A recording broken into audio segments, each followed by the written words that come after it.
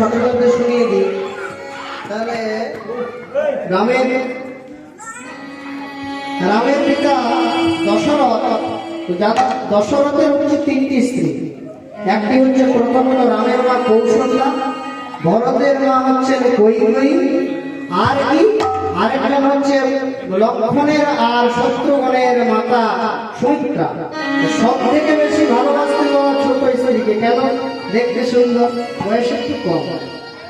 অপরাধ মাননা করবে ভক্তমন্ডলী, যার দেখবেন যত বেশি সুন্দর তার গায়ে খেতে দেখবেন ততটাই বেশি। দেখবেন চাঁদ দেখতে দেবতার মধ্যে সুন্দর ছিল, কিন্তু চাঁদের গায়ে কি গো? কি আছে? কি আছে চাঁদের গায়ে? কি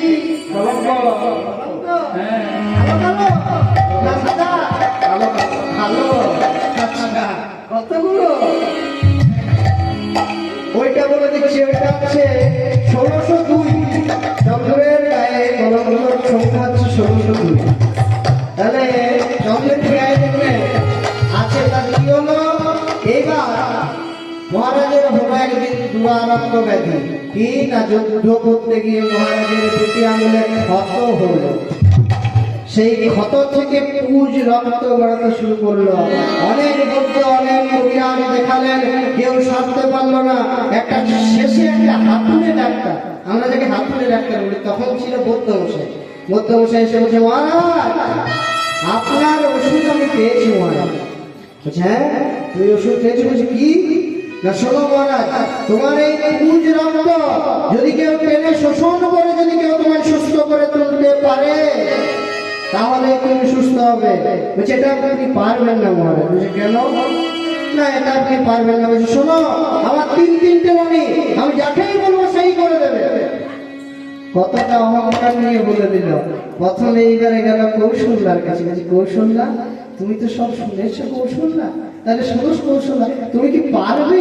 হ্যাঁ আমার এই ক্ষত ঠিক করে দিতে তুমি পারবে? দেখো আমার কত ক্ষত হয়েছে। দেখ, শোনো স্বামী, তোমার আমি হাত ধরে ফিরে এসেছি। শোনো তুমি, তোমার আমি অর্ধাঙ্গিনী, কিন্তু স্বামী এই জঘন্য কাজ আমি করতে পারবো না। তাহলে এখানে দশরথের কি হলো? ভালোবাসার মৃত্যু ঘটল। এইবারে গেল কাকে? যাকে বেশি ভালোবাসতে হবে দেখবেন সেই কাজে লাগে। মিলিয়ে নেবেন, যে জগতে দেখবেন খারাপ হয় সেই দেখবেন একদিন কাজে লাগে, আর যাকে ভাববেন ভালো সেই হবে দেখবেন পরে কালো। কেন? এইবারে গেল সুমিত্রা, সব থেকে বেশি ভালোবাসতে হচ্ছে। সুমিত্রা তুমি তো শুনেছ কি হয়েছে? হ্যাঁ সব শুনেছি। শোনো স্বামী, তোমার জন্য আমি জীবন দিতে পারি, কিন্তু স্বামী এই জঘন্য কাজে আমি খুব কষ্ট পাবো, আমি এই জঘন্য কাজ করতে পারবো না। তাহলে এখানে কি হলো? এখানে রাজা দশরথের বিশ্বাসের মৃত্যু ঘটলো। তাহলে এইবারে কে বাঁচল না? কৈকেয়ী। এক একটা কৈকেয়ীকে দেখতে পারত না, ওর কাছে গিয়ে কি হবে? ও কি আর করে দেবে? তাহলে সঙ্গে সঙ্গে দশরথ চলে গেল কোথায় না? বসলোগার যে সিংহাসনে বসে বসে মনে ভাবছে, এইবারে আমার মনে হয় হরির দিন গোনার পালা চলে এলো। সঙ্গে সঙ্গে সেই খবরটিকে পেয়েছে না কৈকেয়ী এসে বলছে, মহারাজ একটা কথা বলবো মহারাজ, আমার কথাটা রাখবেন? বলছে, কি কথা? বলছে, শোনো মহারাজ, আপনি ওদের দুজনকে বললেন, কই আমাকে তো একবারও বললেন না। আমাকে তো বলতে পারতেন, আমি তো দেখলাম। তাহলে শোনো মহারাজ, আমি আপনার ওই ক্ষত সারিয়ে তুলব। এইটা দেখুন বাবা, দশরথ কিন্তু ভাবতো যে ও খারাপ, ওই কিন্তু জগতে কাজে লাগলো। কি হলো? কথা মতন কাজ একদিনে ধীরে ধীরে শোষণ করতে করতে সুস্থ করে তুলল। যেই সুস্থ হলো সেই আনন্দিত মন হলো। আর আনন্দিত মনে বাবা দুটি বলছে, শোনো শোনো শোনো কৈকেয়ী, তোমাকে দুটি বর দেবো। বর? হ্যাঁ দুটি বর দেবো, বলো তোমার কি চাই। শোনো স্বামী, আমি তোমার অর্ধাঙ্গিনী, তোমাকে সুস্থ করা আমার কর্তব্য। তুমি যখন বলছো দেবে, তখন আমার যখন প্রয়োজন হবে তখন আমি চেয়ে নেব। আর প্রয়োজনের বাবা বেশি দেরি হলো না। রাজা দশরথ শয্যাশায়ী হয়ে পড়লেন।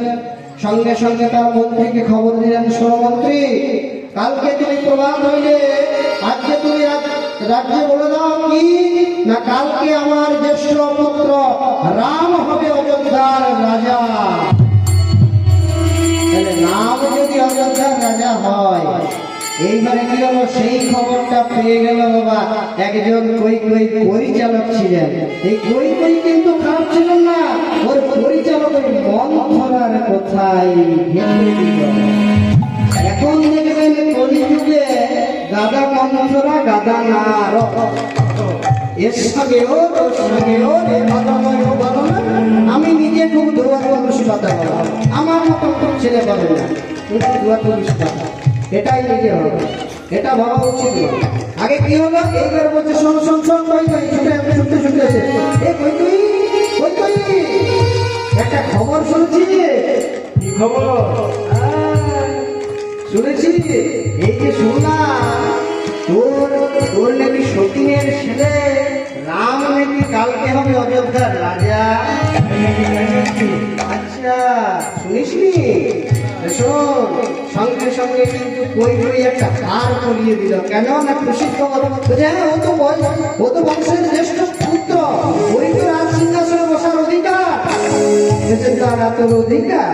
হ্যাঁ শোন শোন শোন, ওর যদি অধিকার হয় তাহলে শোন, তোর নাম কি? কৌশল্যা। তাহলে তোর সত্যি হবে রাজমাতা, তখন তোকে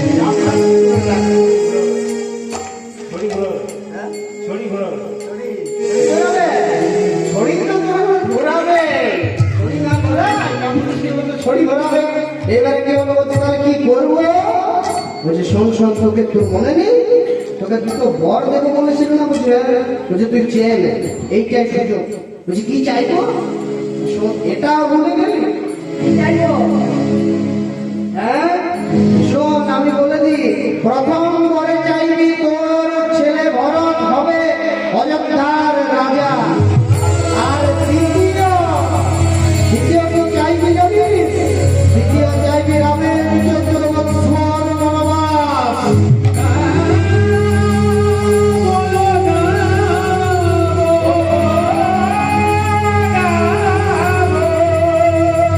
তাই রামের 14 বৎসর বনবাস চাইছে।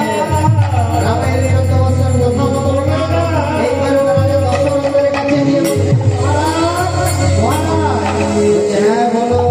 বলছে মহারাজ, আপনি বলেছিলেন না একটা কথা, আমার আপনি বলেছিলেন, প্রতিশ্রুতি দিয়েছিলেন কি না 2টি বর দেবেন, তাহলে আমাকে 2টো বর দেবে। বলছে শোনো কই তাহলে কালকে